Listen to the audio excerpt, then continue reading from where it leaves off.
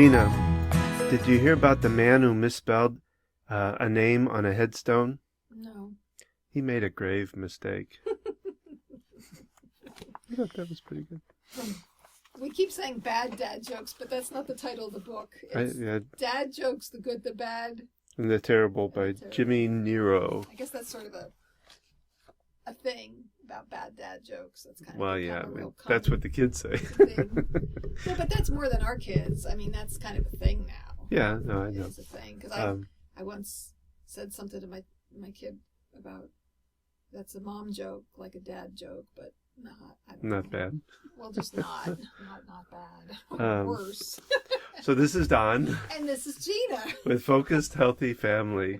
And it's time for another Tuesday Tips. It is.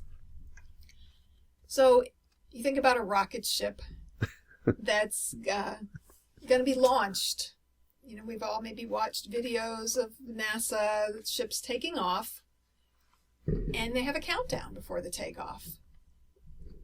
So what would it look like if they just randomly shot it into the air, right? It's very explosive, unexpected, all kinds of things could go wrong. So there's a lot of steps and procedures and planning for it.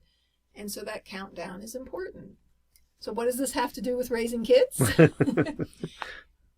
If you have to go somewhere, if you need your child to transition from one activity to another, do you just pick them up and grab them and say, we're leaving now? Or expect them, when you say it's time to go, for them to just jump up and follow blast you. up. And I invite you to think about if you're engrossed in doing something. I gave this example to you, Don, years ago.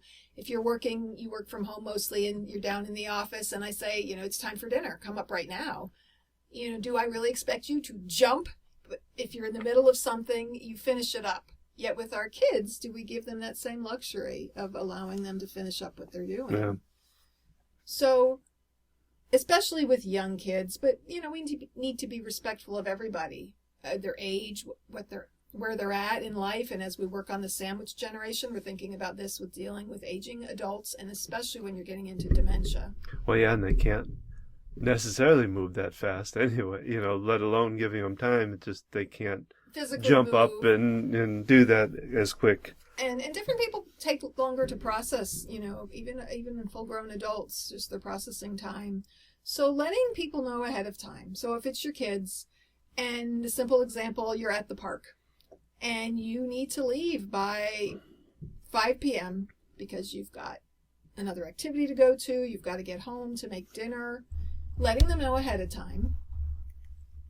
I know you really like to play with your friends, but I wish you could stay as long as you want. The problem is we need to leave by this time today because I've got these other things to do. So you're setting the expectation ahead of time. And then when you're there, especially if they're younger, they're not going to remember all that or be able to process all that. Just bring it up again when you get there. Knowing your child, knowing some kids really need that planning ahead. Some kids, too many warnings. It's, but going to them like 15 minutes. Look, we have 15 minutes left. So is there something you really wanted to do, before we leave? Well, then you can also remind them, remember what we talked about, that I wanted to be out of here by 5, and so you've got 15 minutes left. And if they're protesting, that's when you can really acknowledge their feelings. I hear you. I wish we could just stay as long as we want. We're having such a good time with our friends. The problem is... Yeah, we don't want to use but. Yeah. The problem is, I've got to get us home. I need to make dinner, and so we need to leave. And so I'm letting you know now. And some kids just need our oldest, he was even like preschool age. I would do it on my watch or my phone, like have a countdown, some kids like to hear an alarm go off. Now, some kids are going to get overwhelmed by that. So again, it's tuning into your child and what works best for them, but giving them the heads up, setting the expectation ahead of time can be really helpful, and having that shared expectation. I'm just reading through because Don wrote these tips out to see if I missed something or not. But it can really make a big difference, and I'm talking about, I know our children are all different, and the oldest, he wanted that 15-minute warning, 5-minute warning, he liked the timer going off, like, oh, timer's going off. It's now time to do the next thing. And that really helped him a lot. Well, and it also has a lot to do with respect. Mm-hmm. We respect their time. We respect them as a being, as a person, just like we expect them to respect us and our time, because that, it's the talking about adults, having them coming into my office when I'm working and knowing how to do that, knowing when to do it and all that kind of thing can kind of play into that too. Yeah. So it's that kind of respect both ways. And on that note, there might be times when you're out and the kid's playing with a friend and you can adjust your schedule. Yeah. Be flexible to be able to do that. Being flexible, and yet it's also important. Like I know people who would always go at their children's pace and never set the boundary of, but mom needs to get this done. Like they need to see that your time is important too. Yeah. But understanding, I was talking about each child being differently. Like the pressure of we've got 1 minute left would probably overwhelm our youngest. I'm trying to remember what I used to do when she was younger. Again, she was the kid who it took her a while to warm up, and then she was having fun and it was comfortable for her. Well, I think what you talked about, it like getting there early, if setting a time, making sure when you set to do something, if you need that warm-up time, is making sure you set the time correctly to give you that extra time beforehand. And if you've got a kid who's going to get real intense and like fight it tooth and nail when it is time to go, talking about ahead of time and say, okay, either 30 minutes before we're going to go or 15 minutes, depending on their age, negotiate that. Say, I'm going to come to you, we're going to step aside from everybody, and we're going to kind of have a little powwow about it. So you go to your kid and say, okay, we need to just talk a minute. Can you come here? So you remove your child from the situation maybe.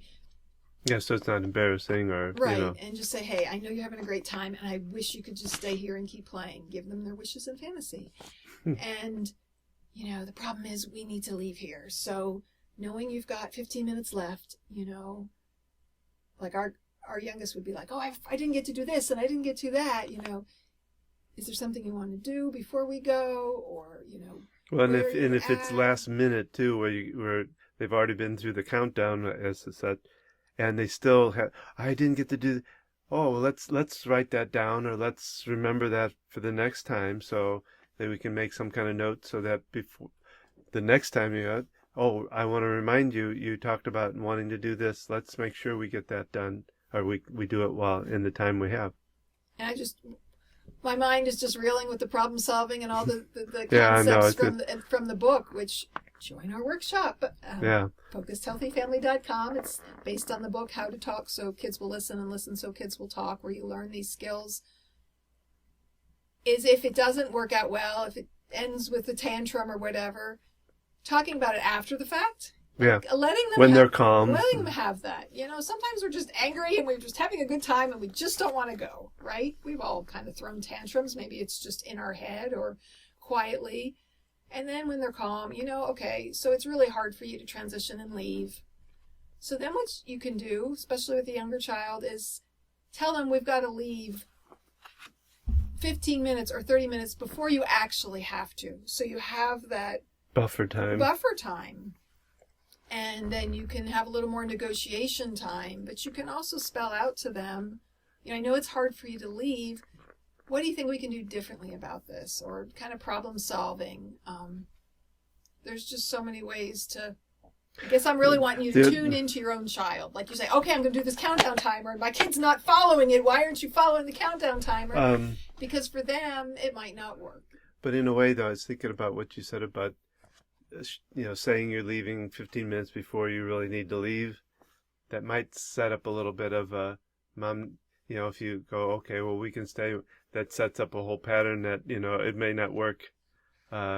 If you don't set that time every time, right, then, well, why can't we stay? We do it other time, So you have to there's fine line there. You're reminding me of another story with our middle child. So we'd go to the park once a week with our homeschool friends, and we would get there after theater, so sometime around lunch, we'd bring our lunch, and we'd stay till whenever we went home. 4 o'clock, 5 o'clock, sometimes a little later till the park closed. a group of us would kind of all leave together, so it was easier.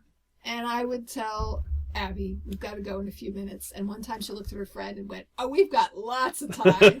Because when I said a couple minutes, I would get talking, and it would be a half hour later, sometimes longer. And just that's kind of funny that, it's funny because her and I both struggle with time and the concept of time. Well, when I met you, you used to have your clocks all set. How many minutes ahead? Was it ahead of? They were all different. Yeah, I know. It's like being like going around the rooms to different countries, Well, they were minutes off. What time zone is this? It's not hours. This is the Gina time zone. This is the Lassie time zone. For your cats. Yeah, they were just, It's just little games, though. And if that worked for me, you found it silly. But did it get me where I needed to go on time? I guess. I don't know. I wasn't there at your work to... But being open-minded, having different ideas and thoughts, thinking about... being flexible is a big part, and respectful. And, giving the buffer time. So it's not that you tell your child, okay, we have to absolutely leave at 6. It's like, okay, 6 o'clock is our wrap-up time,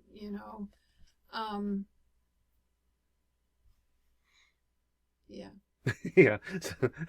Having the balance and trying different things. Working. And being aware of time constraints and being aware of, really the main concept here is just telling your child we have to leave now. And maybe it's something you always do. It's an activity and you always leave at that time.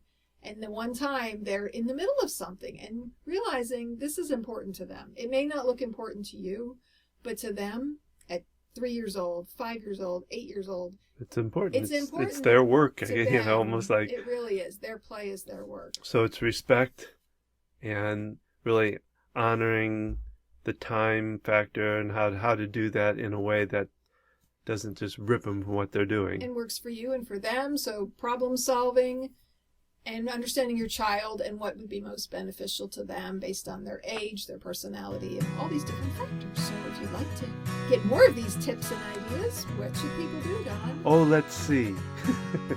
They could go to our website, focusedhealthyfamily.com, and you'll find all kinds of good stuff there. Our workshops, our blogs, our podcast, and we're on Facebook at Gina, Instagram account, Gina at Focused Healthy Family. Just Google Focused Healthy Family. That's right. And you'll find us. So thank you for joining us.